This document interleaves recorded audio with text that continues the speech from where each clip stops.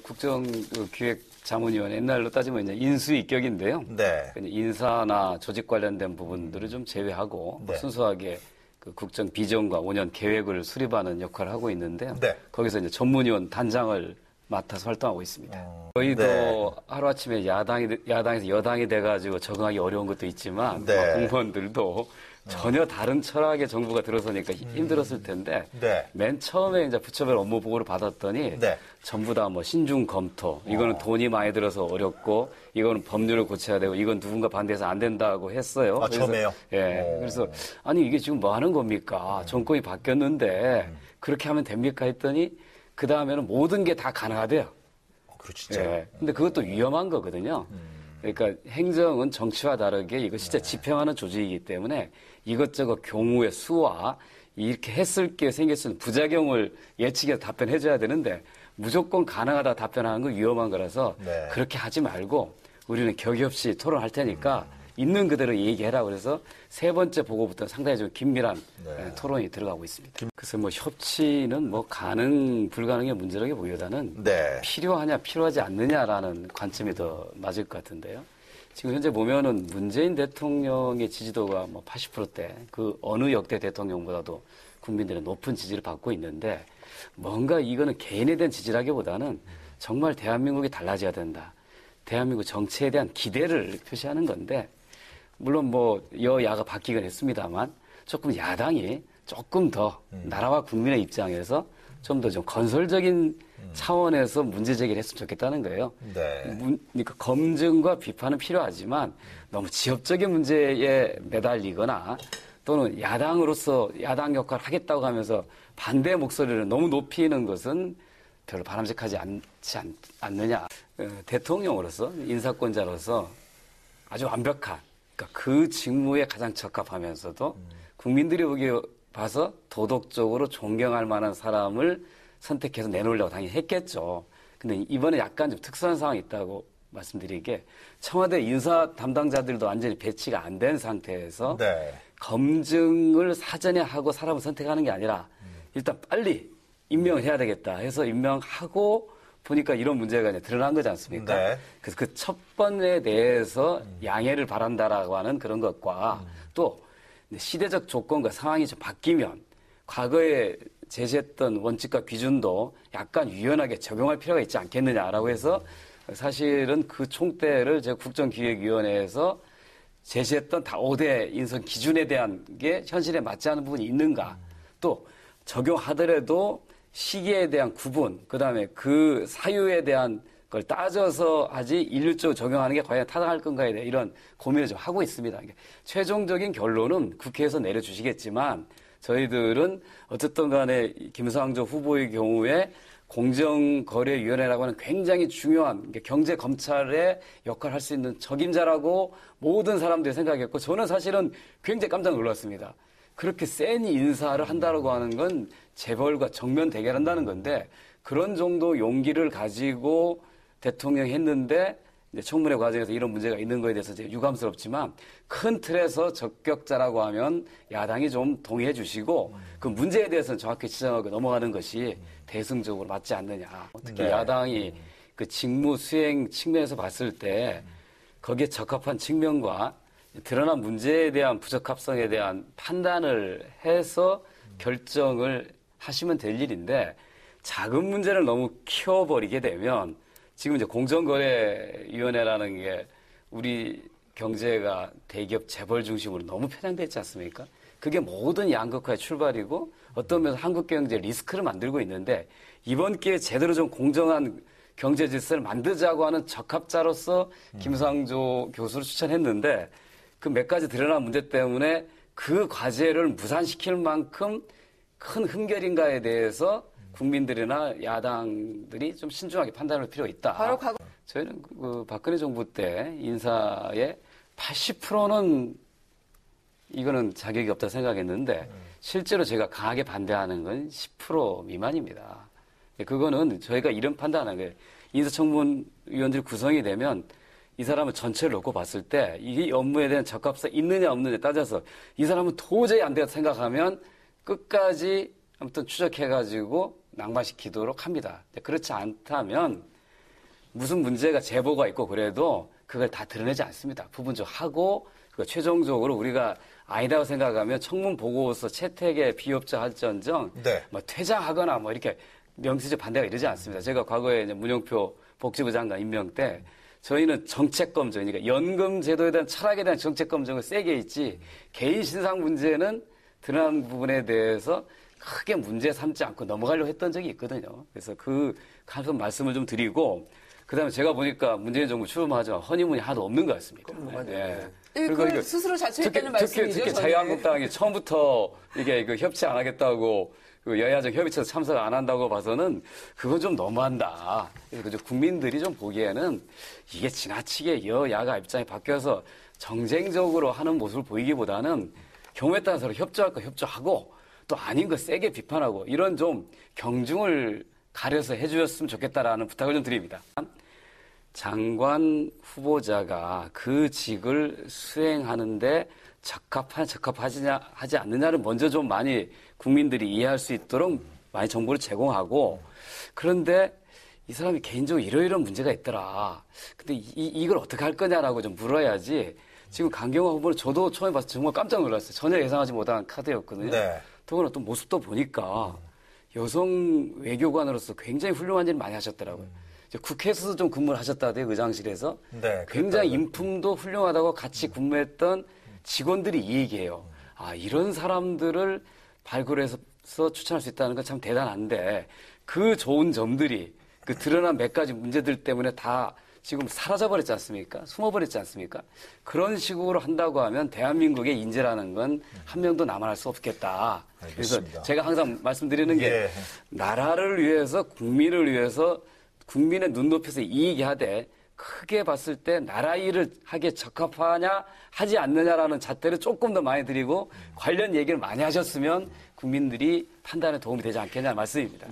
그러니까 어떤 비판할 때는 우리 자신을 스스로 돌아보고 그 그렇죠. 반성과 참여를 하고 난 다음에 그러니 우리는 앞으로 그런 참을 저지르지 않기 위해서 이렇게 잘하자고 해야지 그거에 대해서 반성하는 거를 국민들 들어본 적이 없어요. 근데 여야가 바뀌었다고 야당이 됐다고 그래가지고 여당이 하고 있는 일을 무조건 공격하고 비판하면 그럼 어떻게 정치가 발전하고 협치가 하여튼 뭐 이루어지겠느냐라고 하는 장관 충정에서 청문회는 드리는 거고 일단은 현역 의원이 간 것은 굉장히 좀 긍정적으로 좀 바라봅니다. 네. 우리나라가 뭐 내각제 국가는 아니지만 상당히 좀 내각적인 요소를 가미하는 것하고 무엇보다도 책임 정치 측면에서 저는 긍정적으로 봅니다.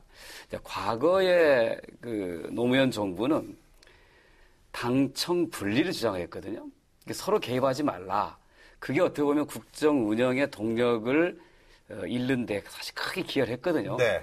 그때의 그것을 반면교사로 삼아서 지금은 이제 문재인 대통령 생각은 문재인 정부가 아니라 민주당 정부라는 걸 여러 번 후보 때 강조를 하셨거든요. 네. 그래서 청와대에서도 당 출신들이 많이 들어가 있고 정부에도 많이 입각하고 그리고 모든 일을 협의할 때 당하고 상당히 긴밀하게 협의합니다.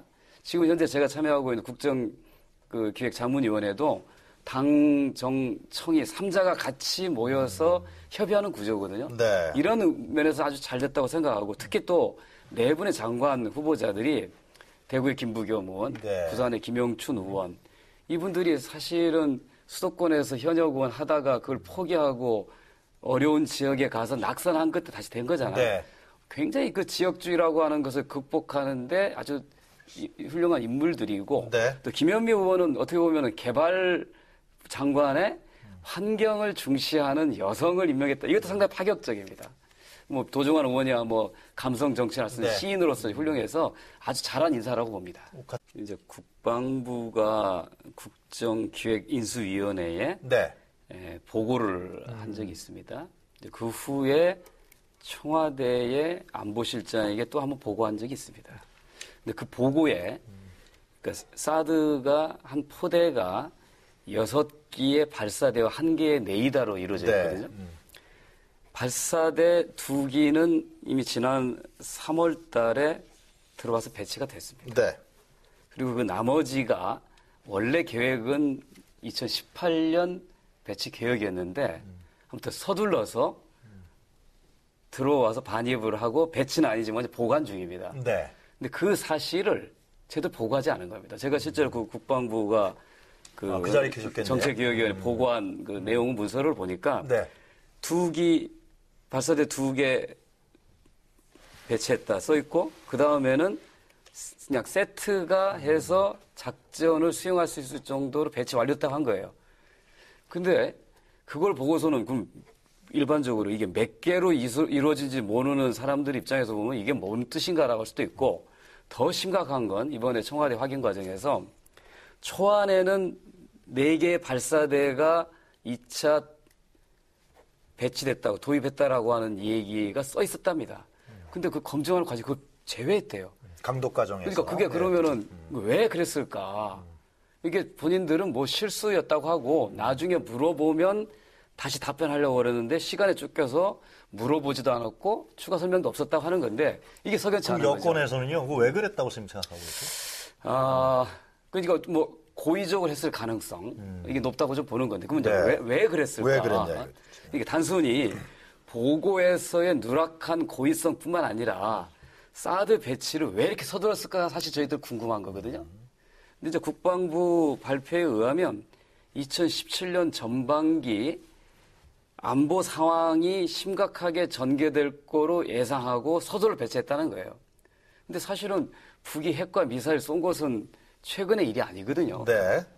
그런데 그렇게 이 얘기했는데 사실은 중요한 변화라고 하는 건 안보관계 변화는 정권 교체죠.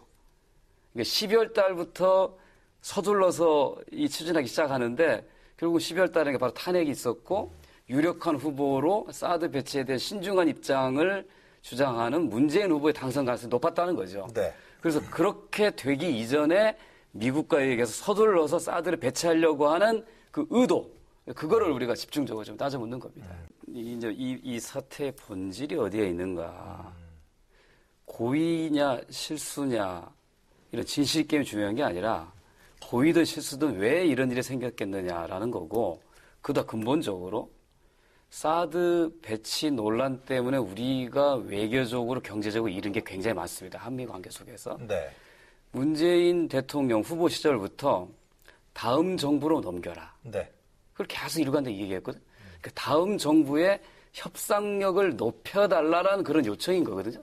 근데 그거 국방부가 묵살하고 미국하고 서둘러가지고 빨리 반입하고 배치하고 그랬다는 거죠. 네. 그러니까 원래 초안은 17년 9월 정도에 일부 전력이 들어오고 18년에 완료 배치하는 거였어요.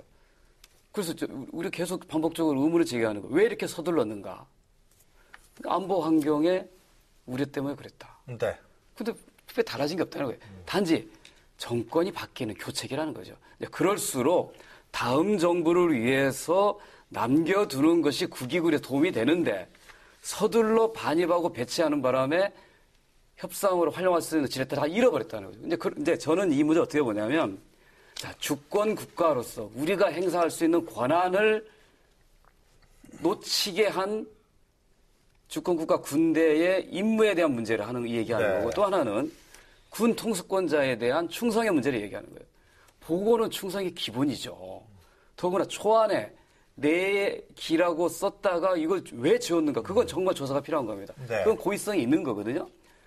끝까지 이것을 실수였다라고 얘기하는 것은 그거는 대단히 믿기가 어렵고, 그거는 이제 어떻게든가 조사 때 밝혀지고, 그러면 자, 이 문제 우리가 어떻게 해야 될 거냐? 그게 제일 궁금해요. 외교 문제로 비화될 사안은 전혀 아닙니다. 군대의 애국심의 문제. 제가 이런 얘기 들었어요. 2개가 처음에 배치될 때는 TV 생중계를 거의 하지 않습니까? 4기가 해서 기지로 이동할 때는 어느 방송이 그 취재했는데 국방부가 확인 안 해줬어요. 그래서 제가 물어봤어요. 왜 처음에 올 때는 다 중계해놓고 안 했냐 그랬더니 그게 관례래 한미 간에. 그런 게 어디가 있습니까? 중요한 묘기가 들어오고 국민들의 관심이 있고 선거 과정에 논란이 있다면 그거 밝혀야 되는데 그때 안 밝힌 거를 대통령이 당선되고 난 다음에도 그걸 숨긴 거거든요. 그건 명백한 잘못이 있는 거죠. 국방부에 대한 개혁 부분을 봐야 된다, 앞으로. 그렇습니다. 그러니까 이게 기본적으로 충성심의 문제, 통수권자에 대한 중요한 보고 의무를 하지 않은 문제는 국기문란 행위로서 엄히 다스려야 될 문제로 저는 보는 겁니다. 얘가 적절한지 모르겠습니다만 세월호 사건을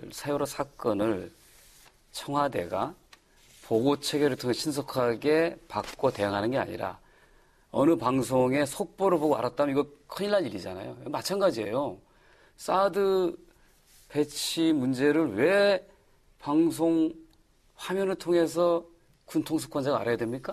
제일 먼저 알려야 되는 거죠. 네. 더구나 새 정부가 들어섰으면 중요한 사안에 대해서 과거에는 공개할 수 없었다면 통수권자 먼저 얘기했었는데 그걸 안 하고 실제로 보고 서류에서도 들어있었던 4개라는 표현을 삭제하고 두리뭉실한 게 이게 의도가 있지 알겠습니다. 않으면 뭐가 네, 의도라고 뭔가 하냐는 좀 거죠. 국무부에 이건 대한 개혁을 해야 되겠다. 뭐 그런 국내 말씀이신데. 문제로서 먼저 좀 다뤄주고 난 다음에 외교적 문제를 풀어가는 게 순서다. 문보수해분 말씀. 예, 뭐 사실은 제가 앞에도 말씀드렸지만 네.